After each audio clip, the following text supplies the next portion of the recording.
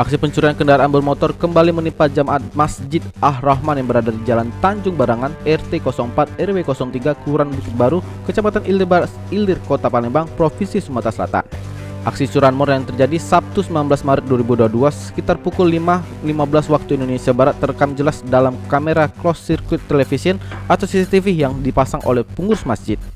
Dalam aksi kali ini, sepeda motor Honda Beat nomor polisi BG 4462 ABO milik Arsul Syani, warga Temiang 12 yang diembat pelaku yang dalam kamera pengintai beraksi seorang diri. Pada sumserupdate.com, Arsul Syani menuturkan peristiwa yang dialaminya terjadi saat rakaat pertama sholat subuh berlangsung. Menurut Arsul Syani, peristiwa curanmor ini segera dilaporkan ke Mapolsek Ilir Barat 1 Palembang guna diusut dan kasus ini segera terungkap. Terpisah, Ketua RT 04 Sukaria Darmawan mengatakan aksi curanmor ini sudah terjadi untuk keempat kalinya dalam tahun 2022.